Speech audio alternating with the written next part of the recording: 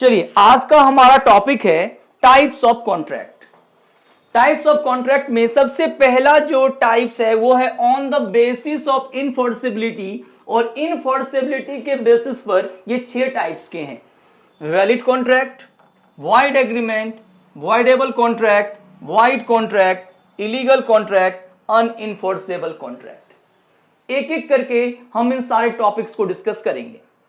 ठीक है, सबसे पहला हमारा वैलिड कॉन्ट्रैक्ट। तो नाम से ही क्लियर है, ऐसा कॉन्ट्रैक्ट जो वैलिड हो। और वैलिड का मतलब क्या होता है? जो सारे के सारे एसेंशियल एलिमेंट्स ऑफ कॉन्ट्रैक्ट को इंक्लूड करता हो। जो सारे के सारे एलिमेंट्स ऑफ एसेंशियल कॉन्ट्रैक्ट को इंक्लूड करता हो उसे हम बोलते हैं वैलिड कॉन्ट्रैक्ट। जैसे कि लिखा हुआ भी है, a valid contract contains all the essentials of a contract and can be enforced by law। जिसमें सारे के सारे essentials elements included हों और जो कि लॉ के द्वारा इन्फोर्स होता है उसको हम बोलते हैं वैलिड कॉन्ट्रैक्ट। इसका मैं एक एग्जांपल देता हूं। मैं अपने फ्रेंड से प्रॉमिस करता हूं कि मैं आपको जो है अपना मोबाइल सेल करूंगा। तो ये जो कॉन्ट्रैक्ट है ये एक वैलिड कॉन्ट्रैक्ट है, क्योंकि मैंने उससे कहा है कि मैं तुमसे ये मोबाइल सेल करूंगा और यहां पर हम एक लीगल रिलेशन भी बनाएंगे। मींस वो हर एक चीज फुलफिल करेंगे जो कि कॉन्ट्रैक्ट में फुलफिल होता है। अगर मैं सिर्फ ये बोलता कि मैं तुमको मोबाइल सेल करना चाहता हूं, अपने फ्रेंड की बात कर लेता, तो शायद ये डोमेस्टिक हो जाता। लेकिन मैंने कहा कि मैं तुम्हें ये मोबाइल सेल करूंगा और सारे के सारे हम एसेंशियल एलिमेंट्स इसमें इंक्लूड करेंगे। इसको इस तरीके समझ सकते हैं कि ए ने कहा बी से कि मैं तुम्हें बुक सेल करूंगा, तो ये क्या है? वैलिड कॉन्ट्रैक्ट है। दूसरा वॉइड एग्रीमेंट। तो वॉइड वर्ड हम पहले ही पढ़ चुके हैं। वॉइड का मतलब होता है जो कि इनफोर्सेबल बाय लॉ नहीं होता। जो इनफोर्सेबल बाय लॉ नहीं होता वो हमारा क्या होता है? वॉइड होता है। तो वॉइड एग्रीमेंट का मतलब क्या हुआ? ऐसा एग्रीमेंट जो कि लॉ के द्वारा इनफोर्सेबल नहीं होता। An agreement not enforceable by law is void. दूसरा वॉइडेबल कॉन्ट्रैक्ट, ये हम पहले ही पढ़ चुके हैं वॉइडेबल के बारे में, जो कि सेक्शन 2 क्लॉज आई में डिफाइंड है, और ये स्टार्टिंग से ही वॉइडेबल होता है। अगर आप किसी के साथ कॉन्ट्रैक्ट करते हो और वो कॉन्ट्रैक्ट अगर आप करते हो अनड्यू इन्फ्लुएंस के साथ, मिस रिप्रेजेंटेशन के साथ, फ्रॉड के साथ, कोर्जन के साथ, अगर ऐसा कोई भी कॉन्ट्रैक्ट आप करते हो वो स्टार्टिंग से ही वॉइडेबल होता है। An agreement which is enforceable by law at the option of one or more of the parties thereto, but not at the option of other is a voidable contract। इसका क्या मतलब है? अगर मैंने किसी के साथ कॉन्ट्रैक्ट किया है और उस कॉन्ट्रैक्ट में कोर्जन इंक्लूडेड है, तो जिसके साथ मैंने कॉन्ट्रैक्ट किया है वो वाला जो पार्टी है वो इस कॉन्ट्रैक्ट को खत्म कर सकता है। अगर मैंने राम के साथ कॉन्ट्रैक्ट किया है और वहां पे मिस रिप्रेजेंटेशन है, वहां पे अनड्यू इन्फ्लुएंस है या कोर्जन है या फ्रॉड है, इनमें से कुछ भी अगर है, तो राम के पास ये ऑप्शन होता है कि वो इस कॉन्ट्रैक्ट को खत्म कर सकता है। वो ऑप्शन मेरे पास नहीं होता। तो अगर कोई भी contract fraud, miss representation, undue influence और कोर्जन के बेसिस पर किया गया हो, तो ये कॉन्ट्रैक्ट स्टार्टिंग से वॉइडेबल होता है। तो जिसके साथ ये कॉन्ट्रैक्ट किया गया है उसके पास ये ऑप्शन होता है कि वो उस कॉन्ट्रैक्ट को खत्म कर सकता है या नहीं, तो जैसे चल रहा है उसे चलने दिया जा सकता है। लेकिन वो ऑप्शन उसके पास नहीं होता कि जिसने फ्रॉड के साथ ये कॉन्ट्रैक्ट करवाया हो, कोर्जन के साथ करवाया हो, वो इस कॉन्ट्रैक्ट खत्म नहीं कर सकता। नेक्स्ट है वॉइड कॉन्ट्रैक्ट। तो वॉइड कॉन्ट्रैक्ट स्टार्टिंग में वैलिड होता है। जब वो कॉन्ट्रैक्ट फ्रेम होता है तब वो वैलिड कॉन्ट्रैक्ट होता है। वो सारे एसेंशियल्स एलिमेंट्स को इंक्लूड करता है, but due to change in law, but due to change in some circumstances वो वैलिड कॉन्ट्रैक्ट वॉइड हो जाता है। वॉइड का मतलब कि जो स्टार्टिंग में तो वैलिड था लेकिन due to change in law वो क्या हो गया, वॉइड हो गया, अब इन्फोर्सेबल बाय लॉ नहीं रहा। जैसे कि अगर आप किसी को लीकर सेल करना चाह रहे हो और स्टेट में लीकर उस वक्त लीगल था जिस वक्त आप एग्रीमेंट कर रहे थे, बट आफ्टर सम डेज वो क्या हो गया, वहां पे लीकर सेल करना इलीगल हो गया। तो due to that circumstances, due to change in law of that state, ये कॉन्ट्रैक्ट वॉइड हो गया। बट जब हम कर रहे थे कॉन्ट्रैक्ट तब ऐसा कुछ भी नहीं था, तो वो क्या था, वैलिड कॉन्ट्रैक्ट था, but due to change in law वो वाइड हो गया। तो वाइड अलग होता है, वाइडेबल अलग होता है। जो वाइड कॉन्ट्रैक्ट होते हैं वो स्टार्टिंग से वैलिड होता है, बट चेंज इन लॉ वो वाइड हो जाता है। लेकिन वाइडेबल कॉन्ट्रैक्ट स्टार्टिंग से ही वाइडेबल होता है, और वाइडेबल कॉन्ट्रैक्ट तब बनता है जब वो फ्रॉड के साथ बनाया गया हो, मिस रिप्रेजेंटेशन के साथ बनाया गया हो, कोर्जन के साथ बनाया गया हो, अनड्यू इन्फ्लुएंस के साथ किया गया हो। इसके बाद हमारा है इलीगल कॉन्ट्रैक्ट। तो इलीगल कॉन्ट्रैक्ट ऐसा कॉन्ट्रैक्ट होता है जो कि फॉरबिडन बाय लॉ होता है, लॉ के द्वारा ही फॉरबिडन होता है कि भैया ये कॉन्ट्रैक्ट नहीं हो सकता। किसी को मर्डर करने के एग्रीमेंट करना, किसी को किडनैप करने का एग्रीमेंट करना, ये सब के सब इलीगल कॉन्ट्रैक्ट होते हैं, और ये पहले से ही लॉ के द्वारा मना किया गया होता है। तो ऐसे कॉन्ट्रैक्ट को हम बोलते हैं इलीगल कॉन्ट्रैक्ट। फिर है अनइन्फोर्सेबल कॉन्ट्रैक्ट। अनइन्फोर्सेबल का मतलब है ऐसा कॉन्ट्रैक्ट जो कि सब्सटेंस में तो गुड है, good in substance, but can not be enforced in the court of law. क्या कहना चाह रहा है कि वो एग्रीमेंट जो कॉन्ट्रैक्ट है वो अपने आप में जो उसके सब्सटेंसेस हैं, जो उसका सब्जेक्ट है वो अच्छा होगा, वो जरूरी वाला होगा, वो कोई भी इलीगल नहीं होगा, लेकिन फिर भी due to some technical reason उसको आप इन्फोर्स नहीं कर पाओगे कोर्ट ऑफ लॉ में। तो अगर आप इन्फोर्स ही नहीं कर पाओगे तो कॉन्ट्रैक्ट नहीं हो सकता। तो ये कॉन्ट्रैक्ट का डेफिनेशन कहां दिया गया है, सेक्शन 2 क्लाउज H में, कि अ contract which is enforceable by law is a contract. और जब टेक्निकल ग्राउंड पे ये आपका इन्फोर्स ही नहीं होगा तो फिर ये कॉन्ट्रैक्ट नहीं होगा। ऐसे कॉन्ट्रैक्ट को हम बोलेंगे अनइन्फोर्सेबल कॉन्ट्रैक्ट। एक टाइम बेयर डेब्ट है जिसको मैंने रिटेन में नहीं करा एग्रीमेंट। मैंने कहा ठीक है राजा, मैं तुमको तुम्हारे पैसे 16 दिसंबर तक दे दूंगा, तो ये ओरल था, इसको वो इन्फोर्स कैसे कराएगा, क्योंकि कोई इसके वैलिड प्रूफ ही नहीं है। तो अगर कोई टाइम बेयर डेब्ट है जिसको आप चुकाने की बात करते हो लेकिन ओरल में करते हो, तो ऐसे contract unenforceable in the court of law होता है। टेक्निकल ग्राउंड पे उसको आप इन्फोर्स नहीं कर सकते, लेकिन सब्सटेंस गुड थे कि मैं उसका पैसे चुकाऊंगा, तो ऐसे कॉन्ट्रैक्ट होते हैं अनइन्फोर्सेबल कॉन्ट्रैक्ट। तो ये थे हमारे ऑन द बेसिस ऑफ इन्फोर्सेबिलिटी। अब दूसरा है बेस्ड ऑन फॉर्मेशन। सबसे पहला है express contract. A contract is made by what, either spoken or written, या तो लिखित हो या ओरल हो लेकिन एक्सप्रेस्ड हो, ऐसे कॉन्ट्रैक्ट को बोलते हैं हम एक्सप्रेस कॉन्ट्रैक्ट। अब इसका एग्जांपल समझते हैं कि ए ने बी को अपॉइंट किया अपने एजेंट के तौर पर।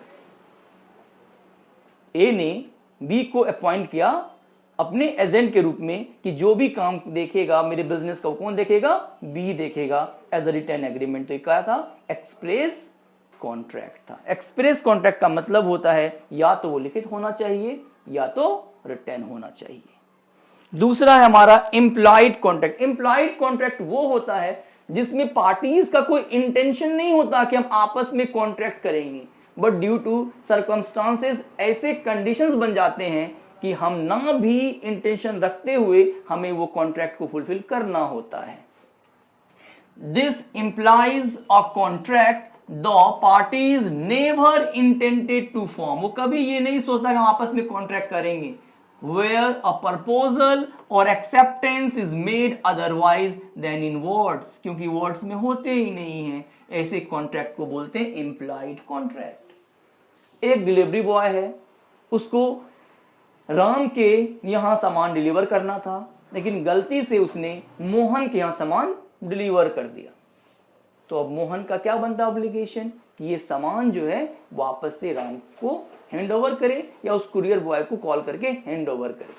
तो यहां पर मोहन का और कुरियर बॉय का या राम का कोई इंटेंशन नहीं था कि आपस में हम कोई कॉन्ट्रैक्ट करेंगे, but due to some circumstances ऐसे सिचुएशंस क्रिएट हुए कि उनको आपस में कॉन्ट्रैक्ट हो गया, जो कि वर्ड में नहीं था। ये एक तरीके से भैया आपने किसी का सामान लिया है तो ये सामान आप उसको वापस करोगे। नेक्स्ट है tacit contract.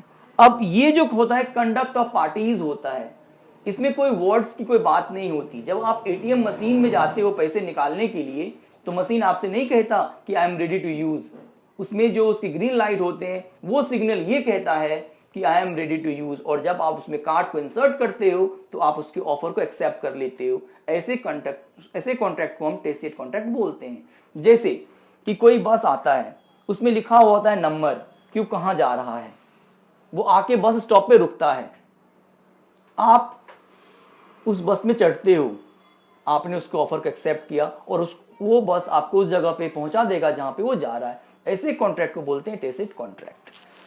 A situation where a contract has to be inferred from the conduct of parties without any word spoken। ना तो उस बस ने आपसे कुछ कहा था, ना ही एटीएम मशीन ने आपसे कुछ कहा था, लेकिन वो कॉन्ट्रैक्ट फिर भी परफॉर्म हुआ, उसने ऑफर दिया, आपने एक्सेप्ट किया, तो ऐसे कॉन्ट्रैक्ट को बोलते हैं tacit contract. Next is quasi contract. Quasi contract ऐसा कॉन्ट्रैक्ट होता है जो रियल सेंस में बनाते नहीं है, लेकिन ये एक कॉन्ट्रैक्चुअल ऑब्लिगेशन होता है।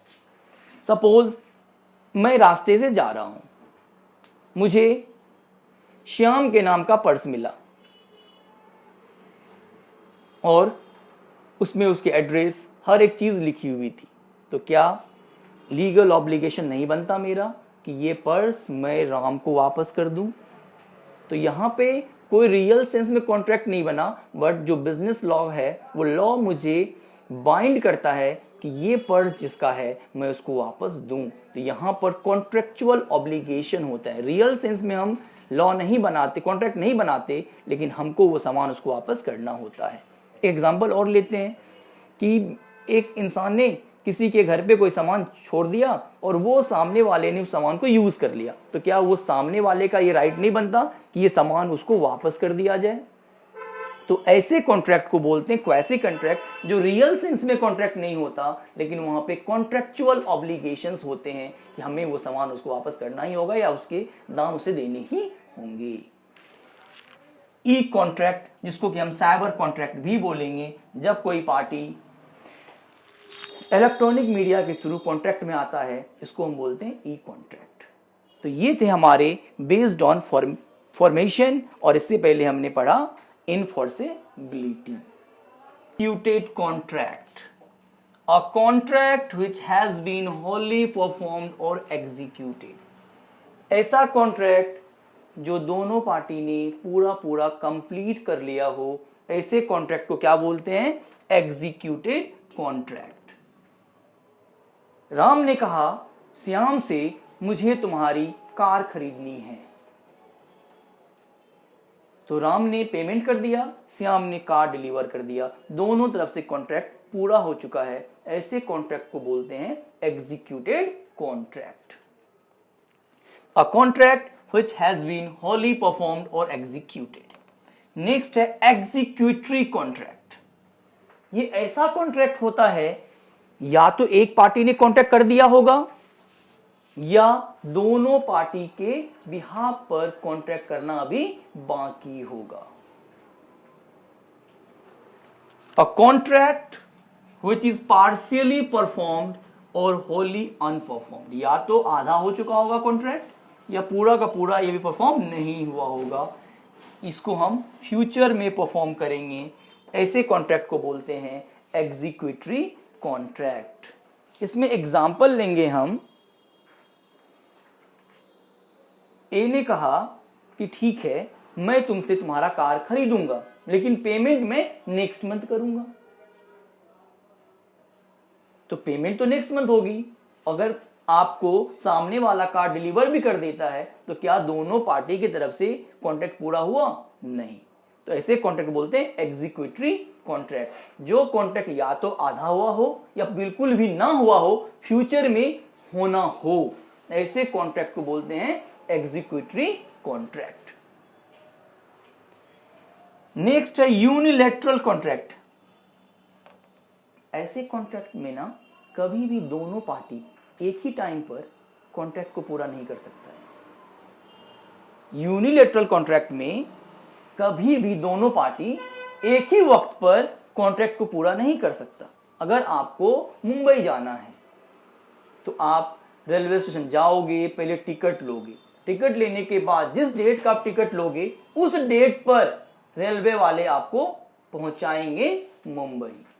तो एक बार आपने कॉन्ट्रैक्ट को पूरा किया, पूरा पेमेंट वगैरह करा, दूसरी बार जब उसका डेट आया तब रेलवे ने अपना प्रॉमिस पूरा किया।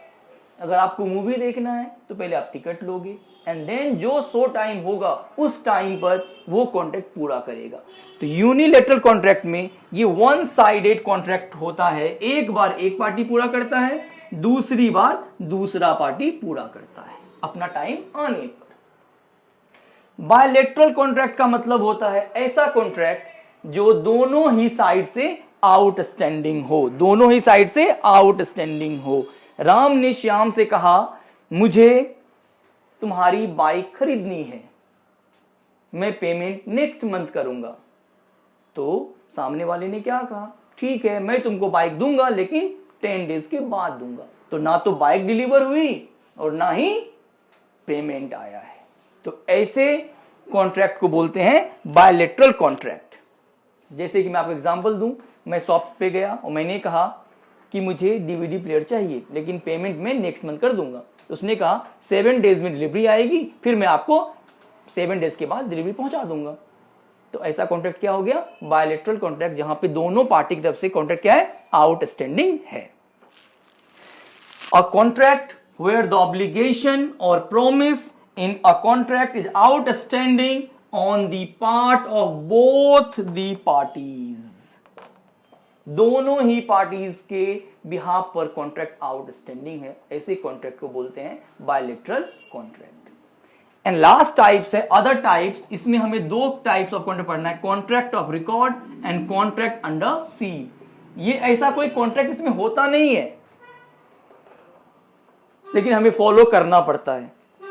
मजिस्ट्रेट अगर आपको समन देता है कि आपको इस डेट पर मेरे सामने खड़ा होना है, इसका मतलब आपको जाना पड़ेगा, क्योंकि कॉन्ट्रैक्ट नहीं है लेकिन एक ऑर्डर है।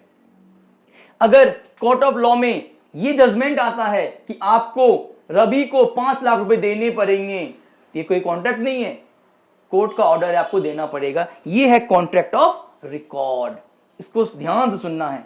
Judgement is an obligation imposed by a court upon one or more person in favor of another or other. In actual sense, it is not a contract as it is not based upon any agreement between two parties. Court ने कहा भैया आपको compensate करना पड़ेगा, किसी party के बीच में यहां पे कोई कॉन्ट्रैक्ट नहीं हुआ है। तो ऐसा कॉन्ट्रैक्ट को बोलते हैं कॉन्ट्रैक्ट ऑफ रिकॉर्ड। इसी में एक बात और जो मैंने आपको कहा, recognitions is a bound by which a person undertakes before a court or magistrate to observe some condition to appear on summon। अगर किसी को समन आता है उस पे आपको बोलता है कि भैया आपको जाना पड़ेगा, हमें से सामने खड़ा होना पड़ेगा, तो ये भी कोई दो पार्टी के बीच कॉन्ट्रैक्ट नहीं हुआ है लेकिन आपको उसके ऑर्डर पे जाना पड़ेगा। ऐसे कॉन्ट्रैक्ट को बोलते हैं कॉन्ट्रैक्ट ऑफ रिकॉर्ड। लास्ट है contract under seal. A contract under seal is a formal contract which does not require any consideration and has the seal of the signer attached। और इसमें क्या होता है, जो भी चीजें होती हैं, जो साइनर होता है उसका सील क्या होता है, वहां पे अटैच्ड होता है। ऐसे कॉन्ट्रैक्ट बोलते हैं contract under seal. A contract under seal must be in writing और printed on paper. It is conclusive between the parties when signed, sealed and delivered। सबसे इंपॉर्टेंट कॉन्ट्रैक्ट अंडर सील क्या होना चाहिए, इन रिटर्न होना चाहिए। तो ये था हमारा टाइप्स ऑफ कॉन्ट्रैक्ट जो हमने पढ़ा on the basis of formation, on the basis of performance, and हमने पढ़ा सबसे important on the basis of enforceability, and last one is other types.